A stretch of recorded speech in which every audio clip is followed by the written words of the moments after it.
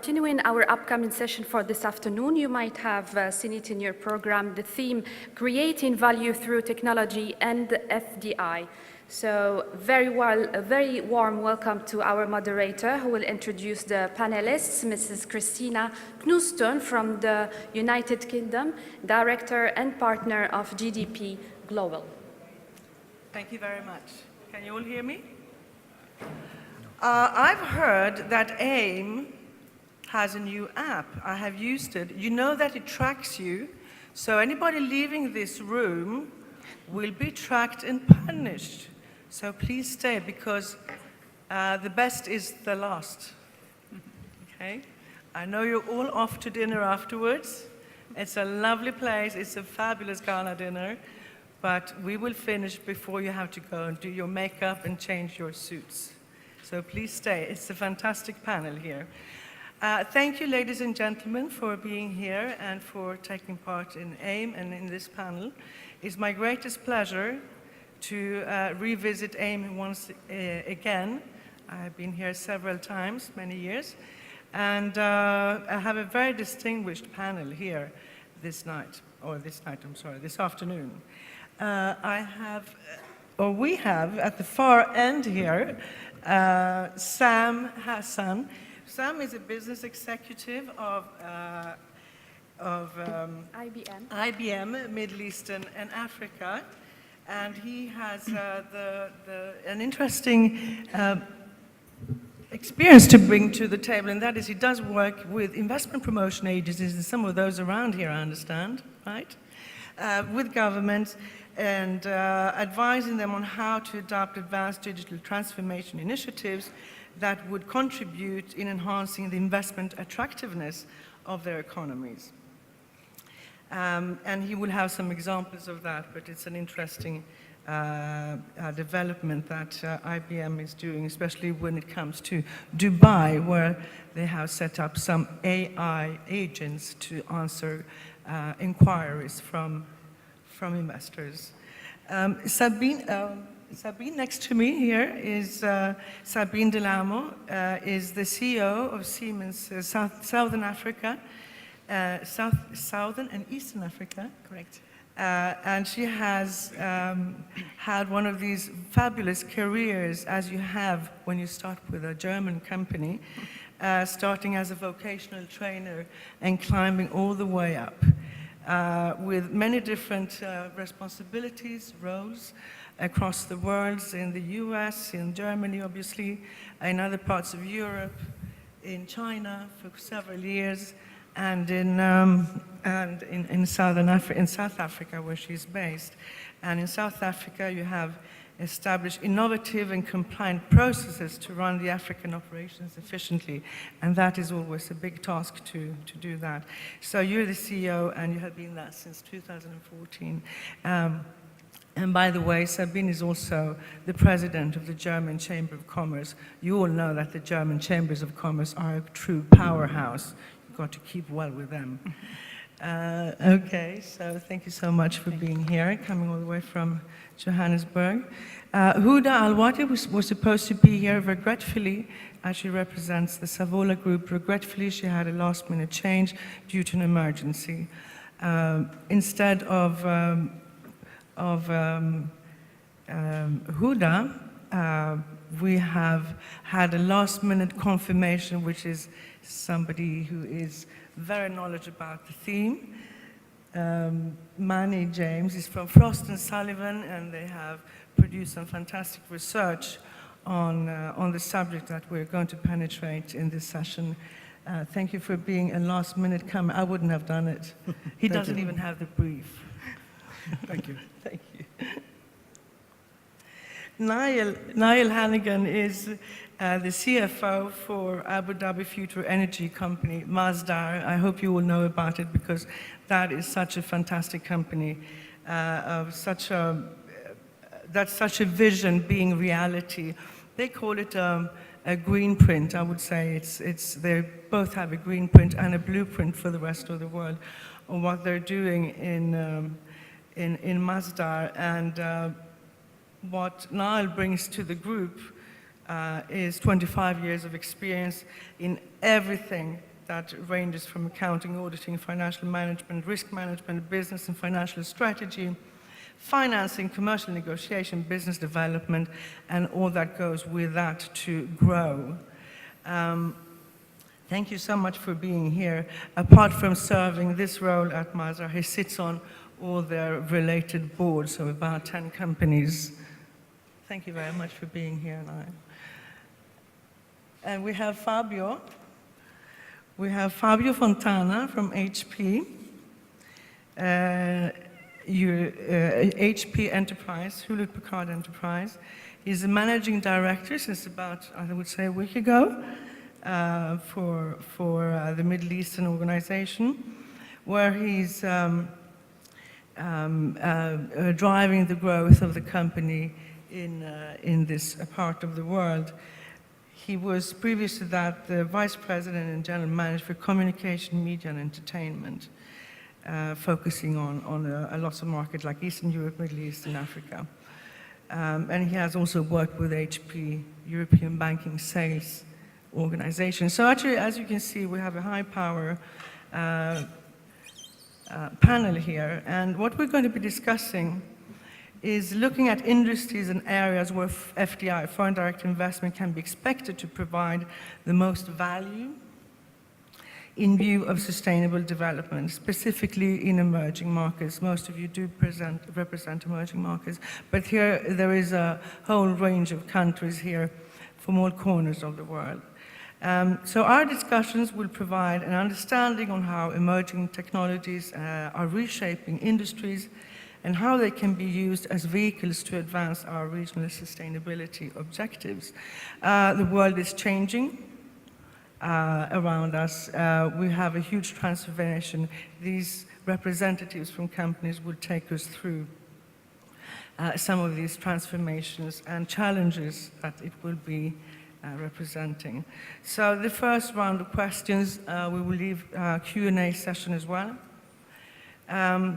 So we can start from the far end with Sam.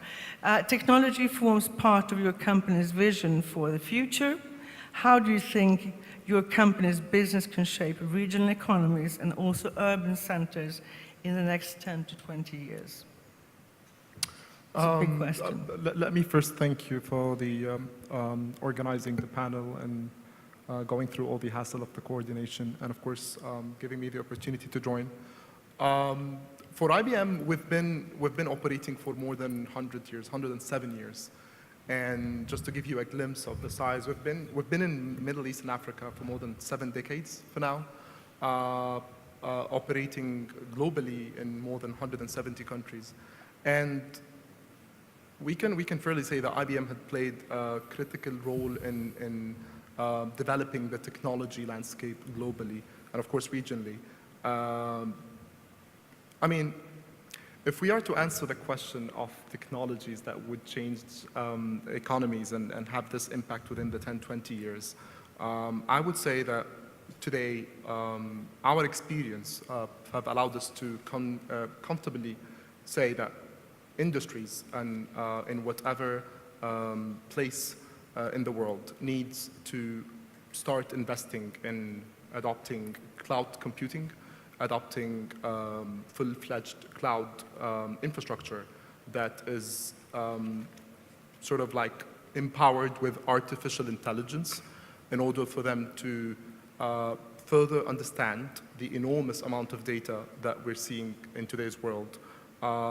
These are like the basics that we can simply generalize on all the industries.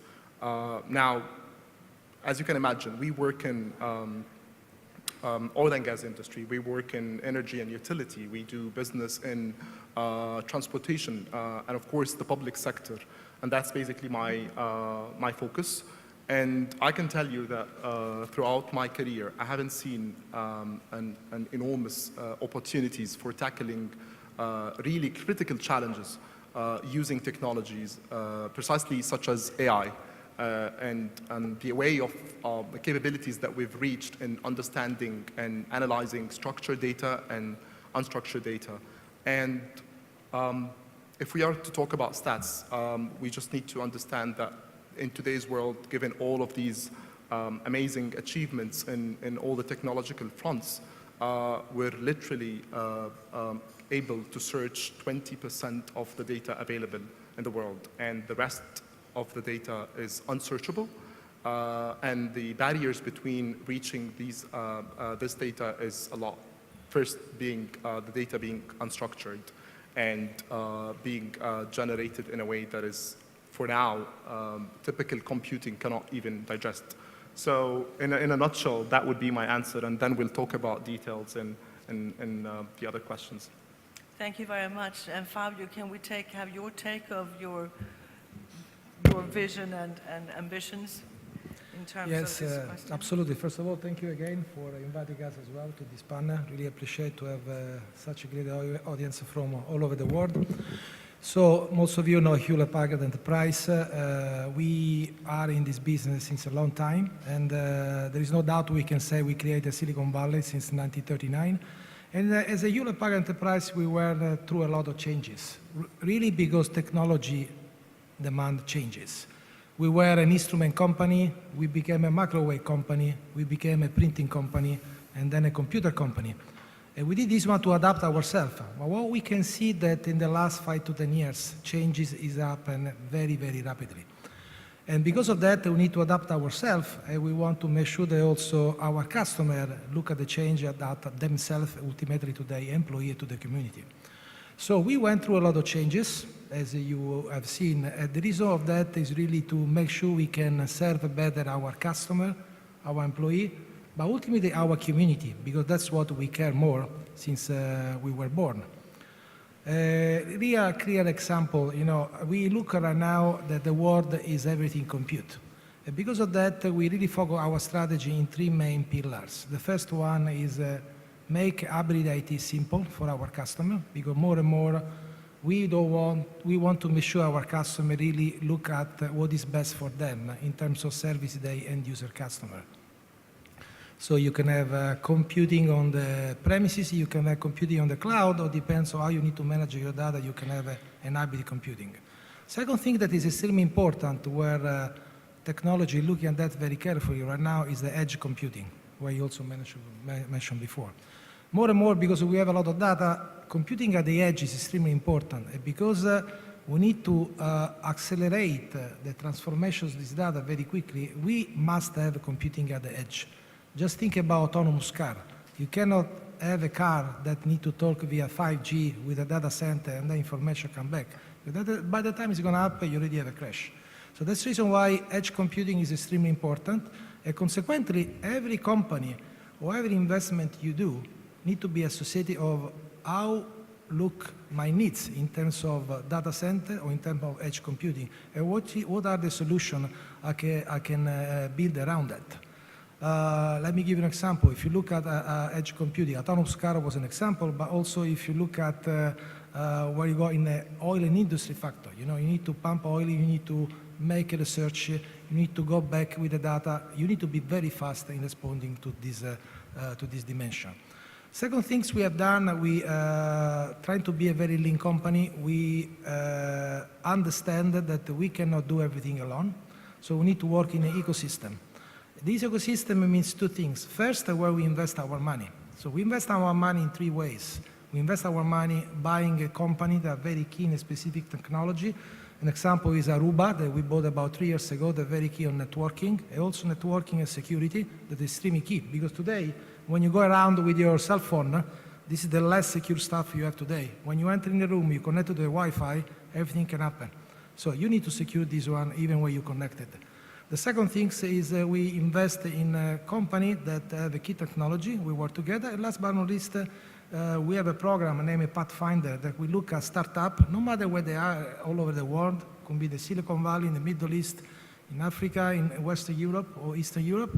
We look at this company, we look at what do they have that is compelling to make a solution key for our customer. We truly believe there is no way there is a business with only one company. This is absolutely not in place today. So that's the reason why we created also a platform named Cloud28 that allow us to create a portal where every company has a solution, can put on the portal, and everybody all over the world can adopt the solution rather than inventing the wheel.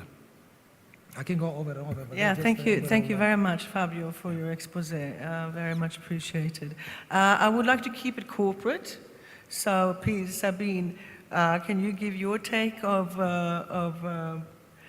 the questions of technology and the corporate vision and ambitions that your company has, Siemens, Sure. big So company? first of all, I'm very pleased to be here. It's an honor to be part of the panel and also participate in the conference. And I must say, I participated in the opening panel, and quite interesting how crisp also the discussions have been. So far I find it quite interesting. But coming to the corporate vision, so for the ones who do not know what Siemens does, so we basically stand for electrification, automation and digitalization. That is our product and solutions portfolio. So what basically means we basically generate energy in various forms, be it traditional fossil fuel power plants, but also renewable energy with regards to solar and wind applications.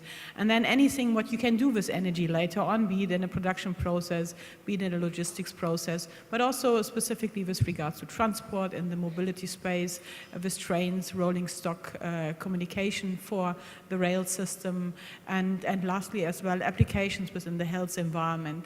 And all of this we basically put together in a digital world, because as you know, time is moving on and things are not anymore that static.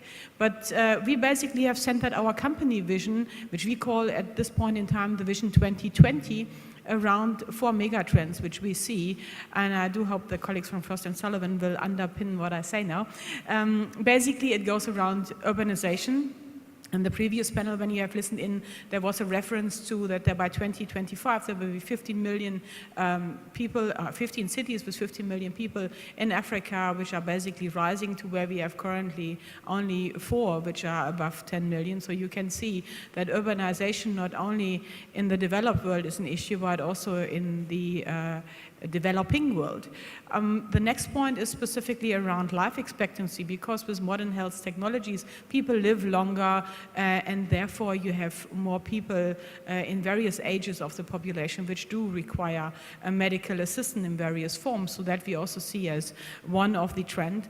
Lastly, also the US doesn't believe it, but we do believe that CO2 and carbonization is an issue going forward, and specifically technologies which we develop in that field are crucial to ensure, that the Earth remains a livable planet in the future beyond our lifetime. So that is definitely one of the aspects where we are looking in all our developments together with partners, but also with our own resources. And lastly, as I mentioned already, digitalization, and this is very much around how digital enterprises, like my previous speakers, but also how digital applications within the context of our business processes are actually changing the world, and how much more integrated they are. So today you cannot really say that you have a process like, for instance, a packaging machine, and that you can look in isolation, because at the end of the day, we all want to have more customized material. Everything must be unique to the individual, and hence you need to basically adapt your production process, for instance, to ensure that you can provide that uniqueness, and also that you are more flexible to adapt to challenges which might come up from various reasons, be it climate, be it weather, be it whatever it will be. So digital applications for us are absolutely crucial. And as you might have seen, if you have been to the exhibition halls, there is the Expo 2020 here in Dubai, and Siemens is a partner of the Expo 2020. And when you go there, if you haven't been there yet, you will see that specifically in that field, we see 4 megatrends which are outlined, and the technology which we provide, that we try together with various other partners to establish on how the future city living could be, considering that it needs to be sustainable and that it needs to be CO2 emission neutral as much as you can, to ensure that more people can basically inhabit our dear lovely planet. And being specifically in Africa and coming back to my portfolio, which I basically representing, I think these matters are even more important for the African countries because, you know, the African countries didn't have that industrialization phase yet, so hence they are not the major CO2 and pollution emission contributors at this point in time, and hence we need to find solutions on how we can help the countries to basically also be able to leapfrog into the next level of industrialization without going through, you know, the pain basically the Western world has experienced. So, and I think there is quite a big opportunity also for business development from a strategic aspect point of view. Wow, yeah, thank you so much, Sabine. That is an amazing expose of Siemens. Fantastic. Now, from a different angle, Masdar Clean Energy, Niall, you obviously had, as I mentioned before, the Masdar City is the vehicle for economic transformation and diversification as well of Abu Dhabi and the green print that is going to become the blueprint. Unique to the world, what is your take from your perspective on the vision and ambitions of the company? Thank you, Christina. I guess we're the odd one out. We're not a 100-year-old company, nor are we a global giant. We're an 11-year-old company that was founded on a vision. Our vision was a vision to help Abu Dhabi diversify its economy, a vision to position the UAE and Abu Dhabi as a global leader in renewable energy, clean technology and sustainable development. And through that, a vision for us to be a global leader in that space. We're not a technology company, but we are a deployer of technology. You know, we are the forerunner and have been the forerunner in the deployment of renewable energy in this region. We are, as you mentioned, in Masdar City, developing what we would term the green print for sustainable development. So I think our role and our vision is to demonstrate the commercial viability of renewable technologies, particularly in this region. We developed the first CSP plant in Shams, which has been operational for about 4 years, 100 megawatts. We developed the first solar PV plant in the UAE. We've developed the first wind farm in Jordan. So for us, it's about demonstrating, taking technologies and demonstrating that they can be commercially viable in this part of the world. Similarly, with sustainable development, it is very much demonstrating to the world that you can build sustainable buildings in an economic fashion, demonstrating to them that when you look not just at the cost of construction of a sustainable building, but you integrate all of the new technology that's available and you look at the life cycle cost of a sustainable building, it makes economic sense. So for us, you know, it is about taking these technologies and demonstrating you can be economically viable in deploying these technologies throughout the world in terms of delivering a long-term sustainable future. Thank you so much. It's an amazing example. Masdar is really a showcase for all it takes, absolutely. And from a research and consulting perspective, to change the angle again, money. What is your take on what, not so much maybe Frost & Sullivan, but the industry, on the vision of the changes? You presented some very interesting information yesterday at our workshop, and that was quite an eye-opener for all of those who are not actually working in this on a daily basis. You know, the technologies, the drives, these huge companies, the transformation, how it's going to affect us, how it's going to affect the jobs, etc. But if you can take us kind of through that vision for a minute, thank you. Sure. Frost & Sullivan, we look at what we call as an innovation kaleidoscope. That essentially we help companies prepare for the future. What we really mean there is saying you have disruptive technologies, which my fellow panelists have mentioned from Siemens and IBM. They've talked about what are some of these disruptive technologies. So you look at us as the first kind of the spectrum. And the second spectrum is really about what the colleague from Siemens touched about on megatrends and new business models. Essentially, that kind of gives you the picture saying, look, with these technologies, with these megatrends and the new business models, And there comes the third on the fourth spectrum of industry convergence. So literally, if you're looking through any, to help companies prepare for the future, you're literally looking at saying, how does these interplay? How do you prepare the strategy around disruptive technologies, emerging business models, and megatrends, and what does it impact on your specific industry or across convergence between different industries? And that produces a very interesting ideas on how do you actually do it. So, I mean, from my point of view, when I look at from an FDI standpoint, I mean, there are definitely important things. I mean, as you would like to talk about big data, artificial intelligence, you're talking about augmented reality and 3D, 4D printing. I mean, there's so many other interesting technologies that you have to bear in mind, ensure that you have what we call as a future foresighting, I would say not even a department, I would say something that has been ingrained in your DNA. Looking at saying, how do you bring future foresighting to understand how this is going to impact your future and the industries that you're going to play in. So essentially, in a nutshell, in order to prepare for the future, I think these are some of the key elements you've got to consider. Thank you, Mani. This shows the challenges that we are facing, especially countries, cities, regions, municipalities looking to attract investment,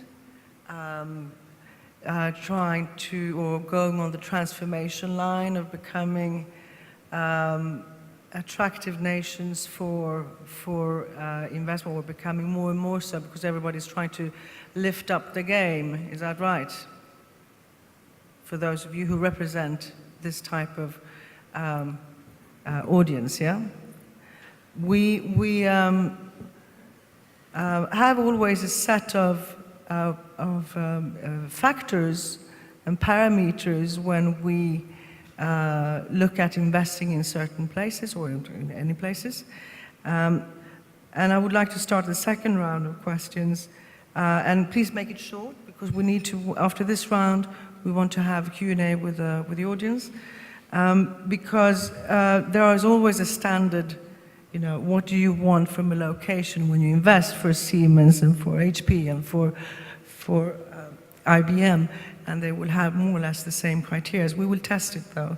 But if there's anything that stands out, so what attributes do knowledge economies, cities, regions, and countries need to offer your company today?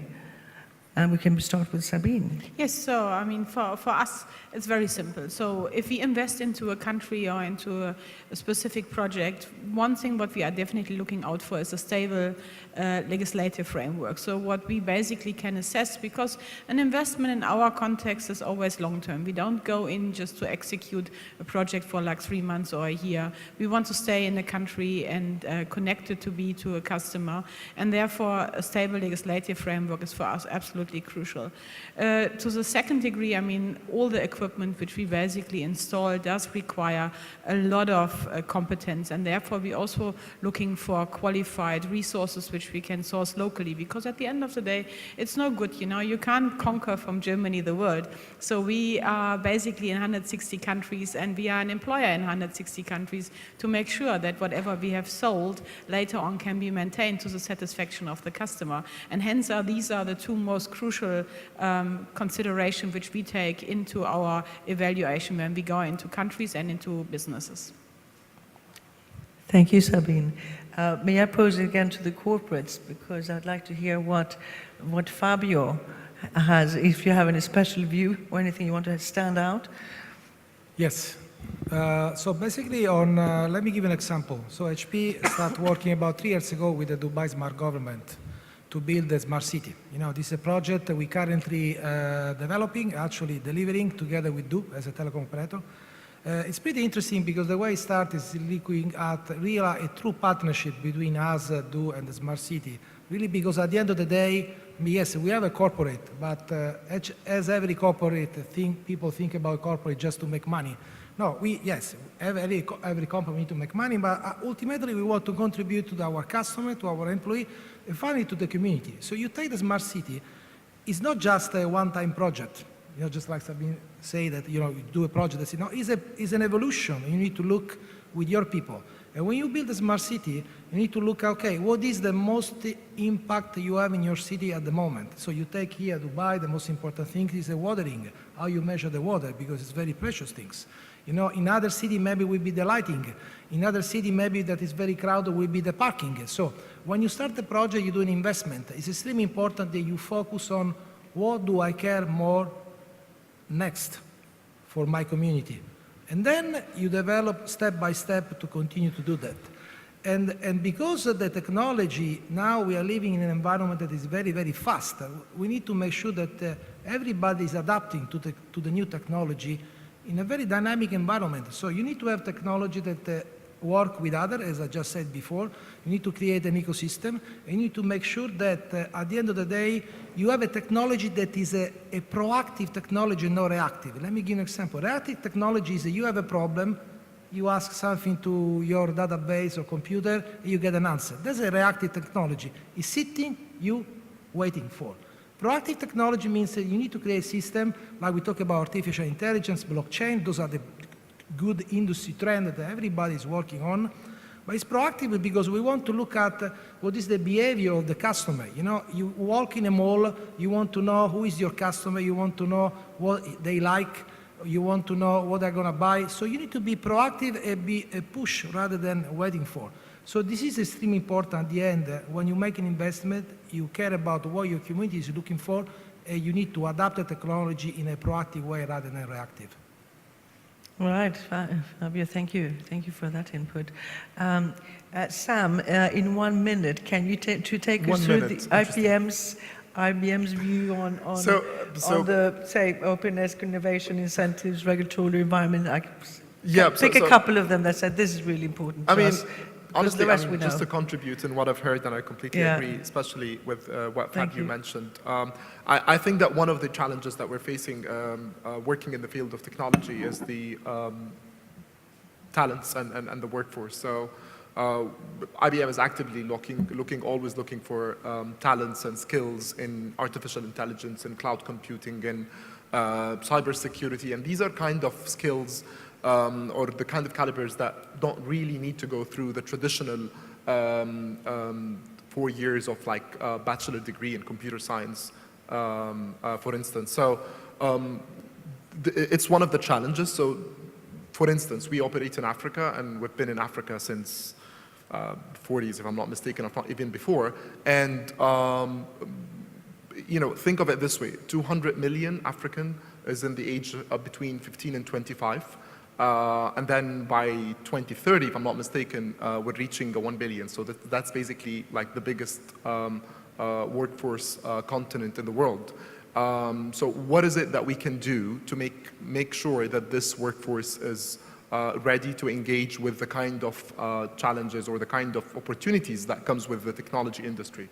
I don't know if I have enough time, but like we do actually work with governments, and we work with other sectors like the private sectors to tackle this issue that impact our business and impact the growth of the economies that we're operating in. One of which is our own investment in an initiative, for instance, in Africa, IBM Digital Africa.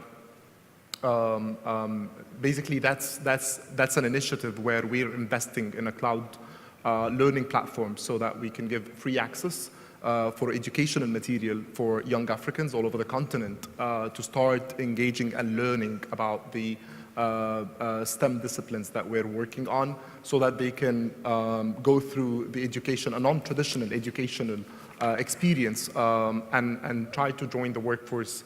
One other example is a public-private partnership that we've started in the US back in 2013. It's called BTech Schools, where that's basically creating a non-traditional public/college education where students would go through a 6 years program, 4 of which were high school, and then get some sort of like an associate degree in a STEM discipline, and immediately join the workforce and fill in the gap. And this is a program that we started in 2013 in the US, and it was super successful. Now it's being replicated in Australia, in Morocco, and we do have an ambition plan to go through 100 more schools worldwide. So these are quick examples of, like, you know, a challenge and a way that we are tackling this challenge with the help of cross sectors.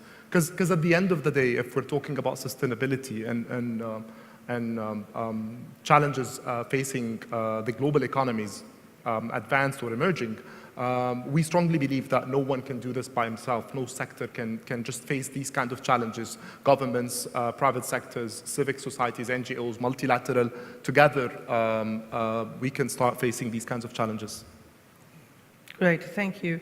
One question for you, Niall and Masdar, and the next one for you, Mani. More widely than Masdar, than your own kind of Masdar interests, how do you think transformational technologies will manifest themselves, creating the economies of the future? Because you have already created it, looking far beyond. Interesting question for an accountant. I might be a little bit controversial here. When I look at technology, and if I talk specifically about our industry, the wonderful thing about renewable technologies now is that they are economically viable. Solar PV, onshore wind is now an economically viable technology that should be available to everybody. So when you ask me about how new technologies will manifest themselves, I would say selectively, because what happens, as I see with new technologies, is we can take renewable energy today and we can successfully deploy it around countries all over the world. But those countries are not ready, they don't have the regulatory frameworks, they don't have the access to finance, so they don't have the investment climate that attracts the developers into those countries to allow those technologies to be deployed. So I think the challenge we face is, with these new technologies, as they develop, is to not only see them deployed in developed economies, but to work with the developing economies, to work in partnership with governments, to work in partnership with the banks, to work in partnership with other corporates like our partner Siemens, to create a framework that allows those technologies that can change people's futures to be deployed in the developing economies. So, yeah, my answer to that would be, it'll be selectively unless we do something collectively to allow it to be deployed in more developing economies. Thank you. I think that's a great answer. The more and the deeper partnerships in the world, the better place and the better growth I think it would be.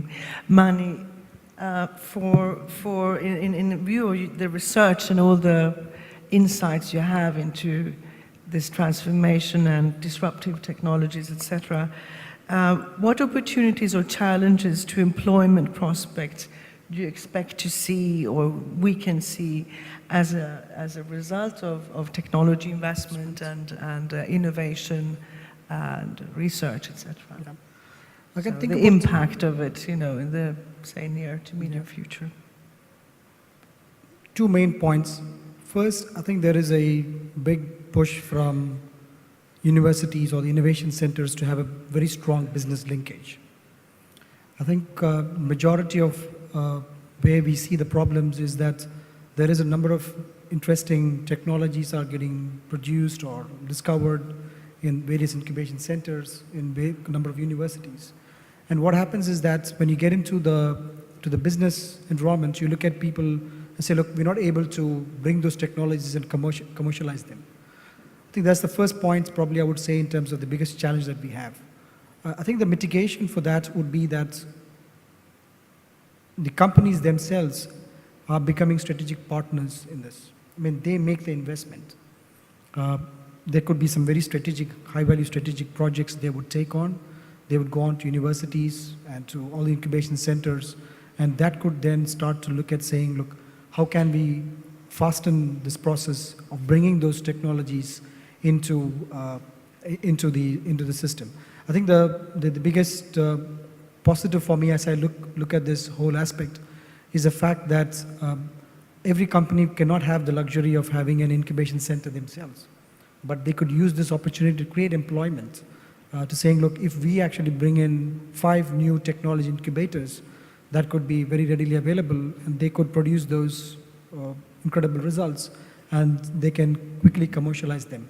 So I think that's where I think even in the UAE, this is one of the biggest initiatives being driven by the government to make sure that there is a very strong university and also kind of the innovation system stroke a business linkage. I think that would solve this problem.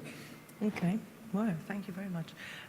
So we're going to open the floor to some questions. If there's anybody that has energy and questions, can you please give them to us? Yes, we have one down there. Anybody with a microphone? Lady on the second row. Do I see any more hands up? Yes. Go to front here. Thank you. My name is Pomla from South Africa. There's been a notion that Africa has to rise, or Africa is rising. And Africa has embraced a number of objectives, in particular transformation. And it's something that I've heard in some of the sessions that we're here today, that we needed to transform, look at our regulatory framework. And the lady from Siemens spoke about that as well. And you talk about stability, creating certainty. And many studies have been considered that say there's progress from an African perspective, but we don't seem to crack it. If we are going to talk about, in the earlier session, they spoke about 15 million people in sub-Saharan Africa would have smartphones. And we're talking about a population of over 200 million people. For me, that's a minute number. So what would it take for Africa to crack it? What would it take for Africa to crack it? Because we're of the view that we've done so much, but we're not advancing towards the goal that we had envisaged. Yeah. So we want to know from the experts, like from the companies themselves as well, that what would it take for us to crack it, to be this Africa that should be rising. Thank you. Thank you very much for your question and for your expose. You should know South Africa is one of my very favorite countries. We have a few specialists on Africa here.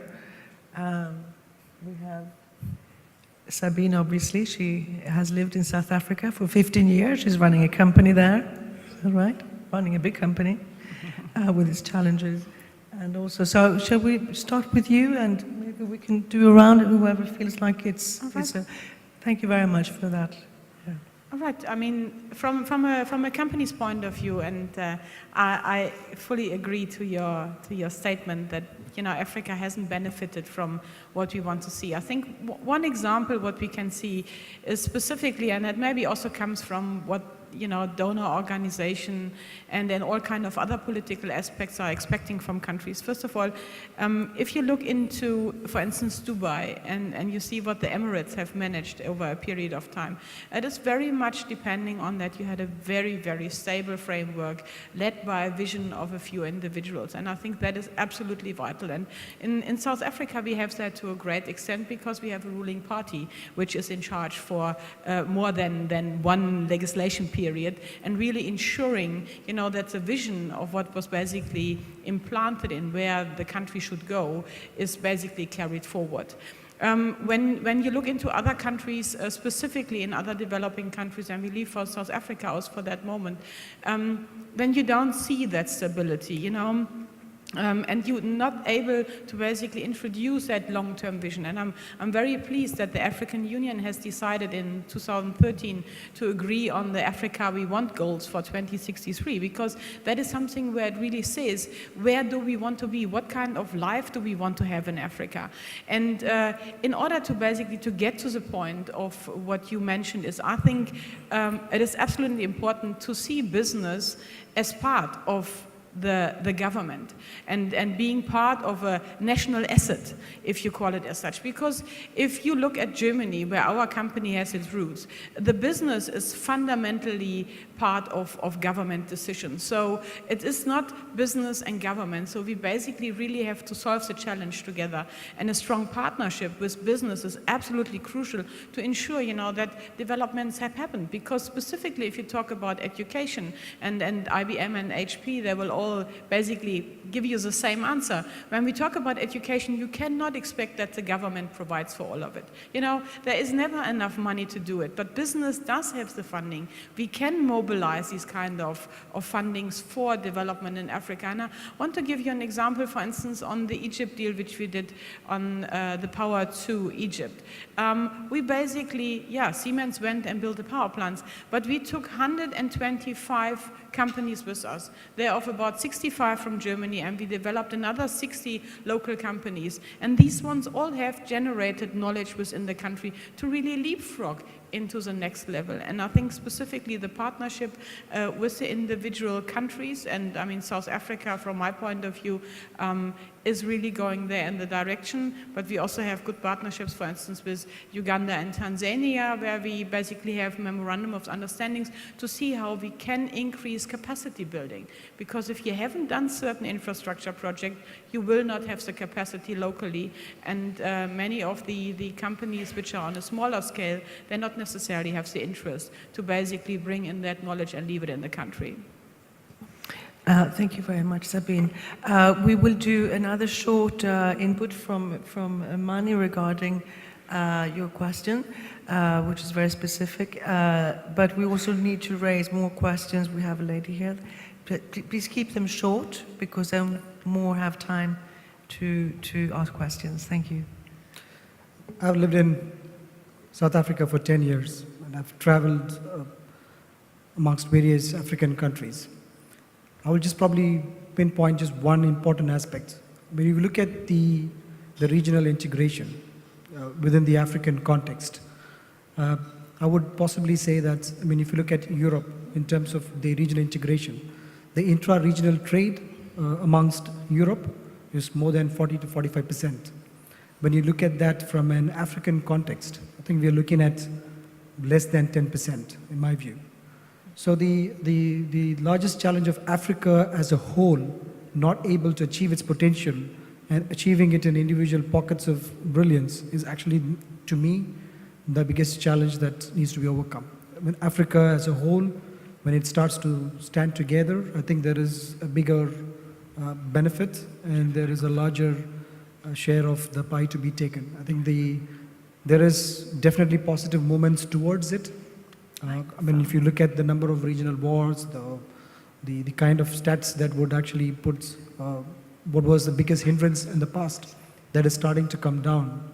And I would say that when the African Union, as my colleague from Siemens pointed out, it truly becomes what it is. I think that lies the answer. And the free trade economy, the free trade agreement deals that have been signed, and hopefully it will become a reality from Cape to Cairo. All these are, to me, are very important ones. And I think, having been there for many long, I believe Africa has its own answers. I think the innovation lies within Africa. Quite often, I think the notion is that there are companies from outside who are going to come and solve problems in Africa.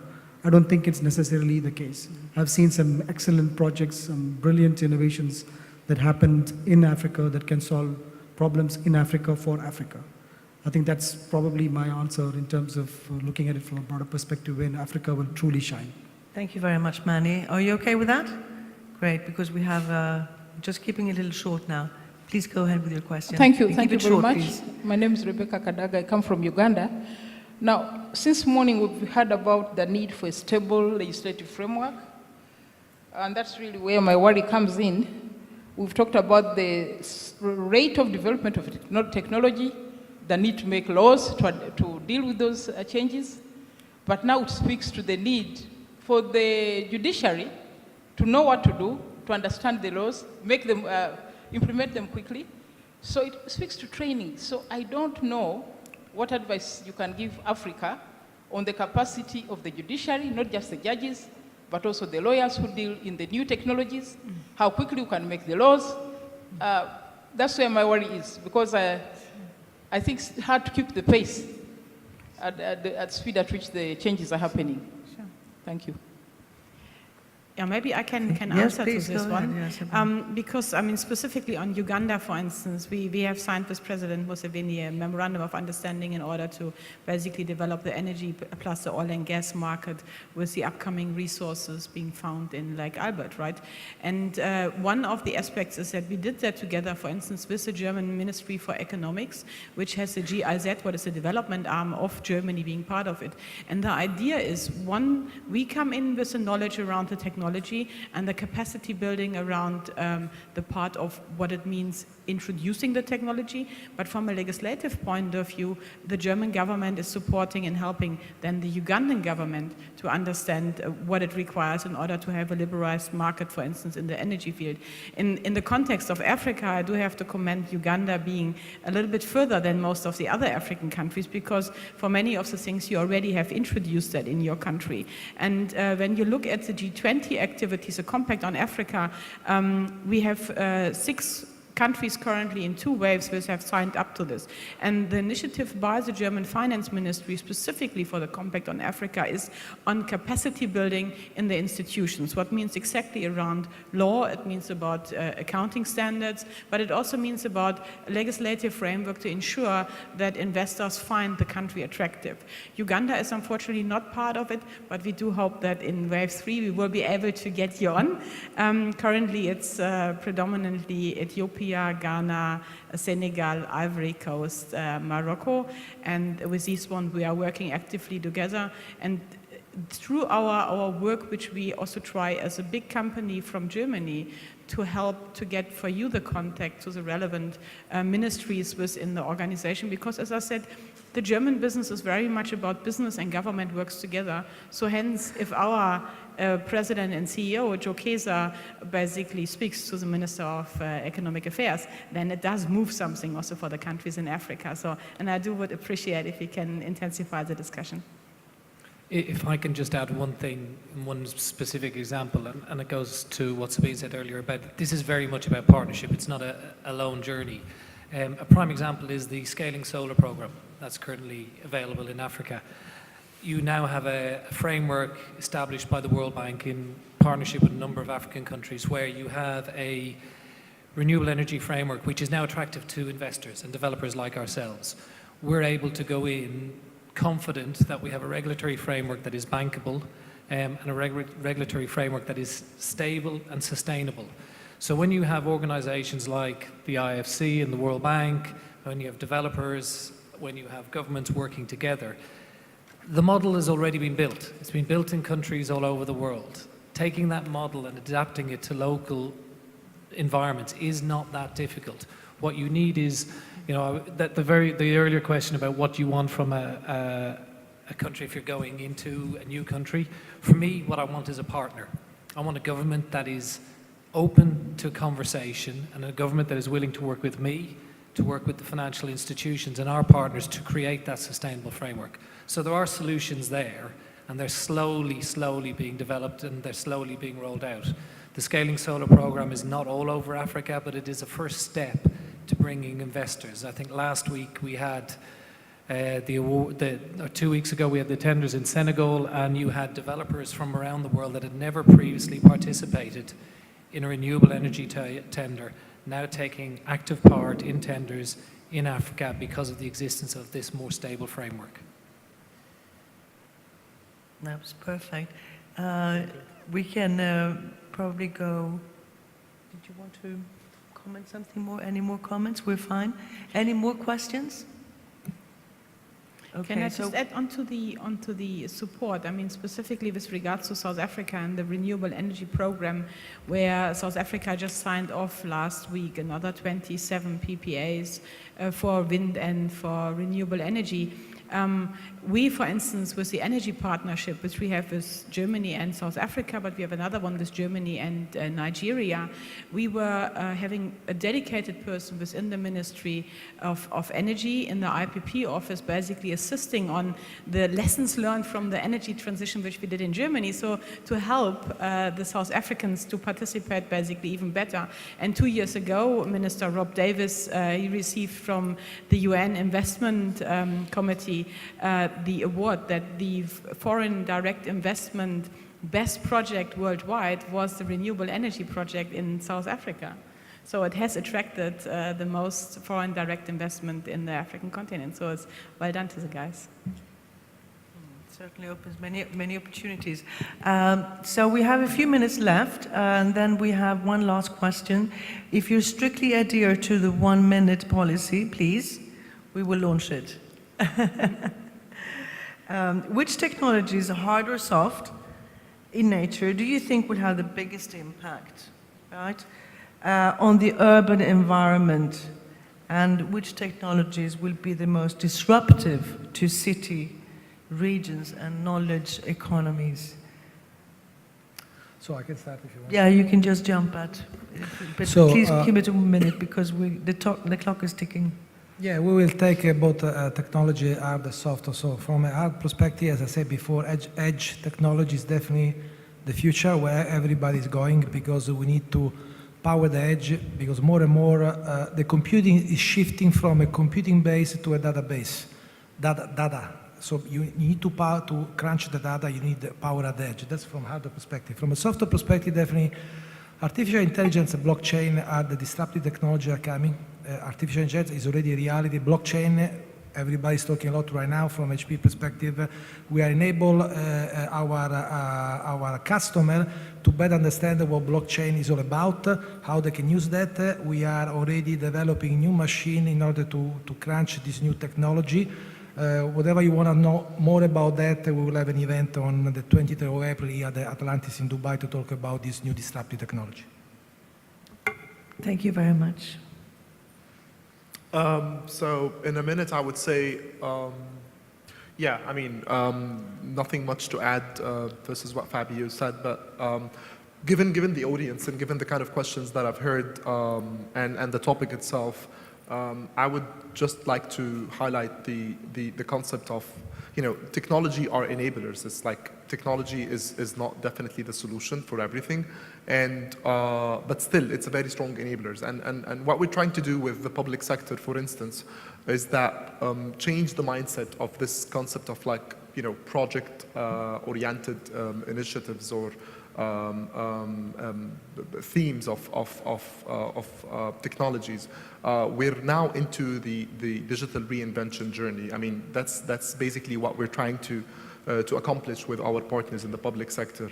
And if I'm to answer a specific technology, I would definitely say AI and blockchain. And when I say blockchain, it's very important to highlight that we're not only talking about the cryptocurrencies, we're not talking about Bitcoin, we're talking about blockchain for government, utilizing the concept of shared ledgers between government agencies.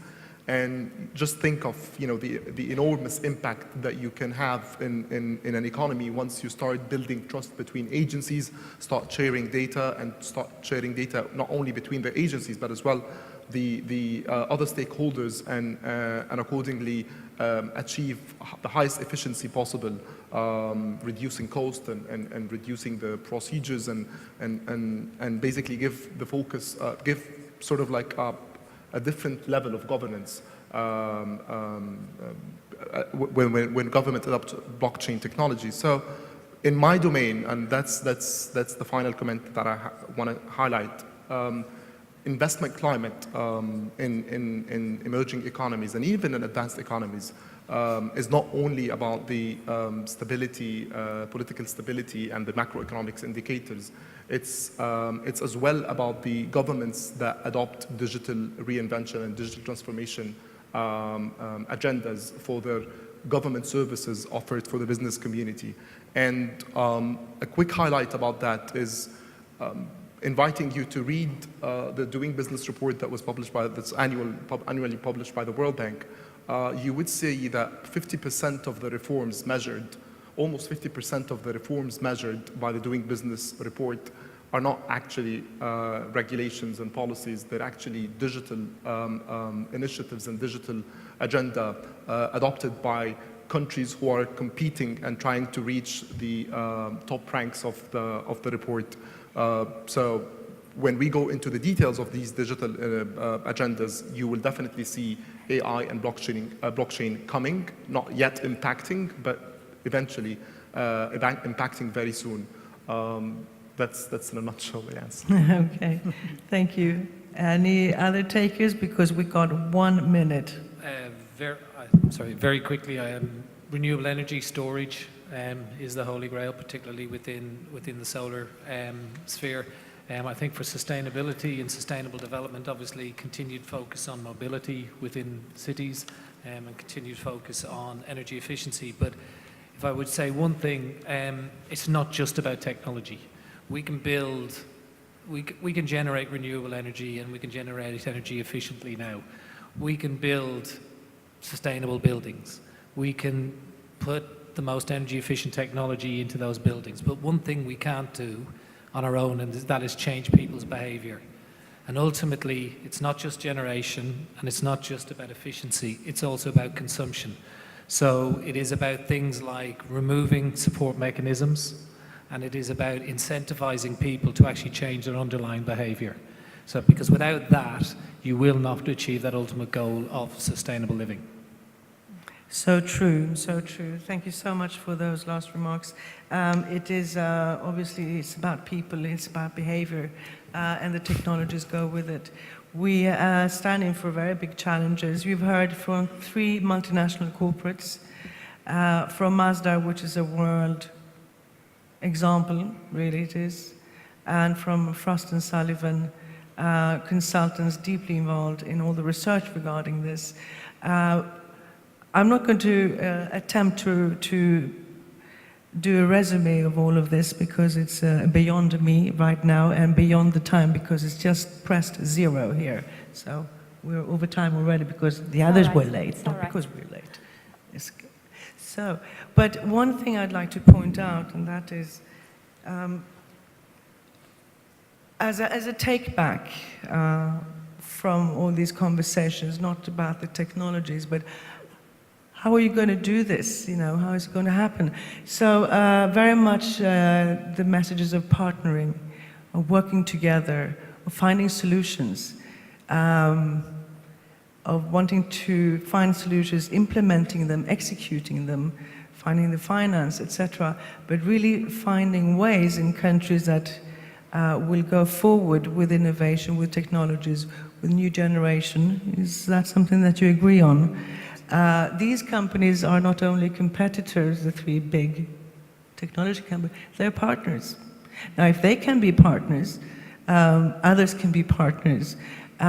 Ministries should be partners, line ministries. I do encounter in my job many times that they're not. And that is a first step to overcome that. Everybody has to be on the same page. Everybody, the more collaboration, the stronger the opportunities are and the better they can be implemented. This is a fantastic panel. I would like to thank you all for being here, for coming here, for contributing, and for the audience to being patient. Looking at your watches now, it's 5:30, so ready to get ready for the gala dinner. And may I give this lovely panel a big applause.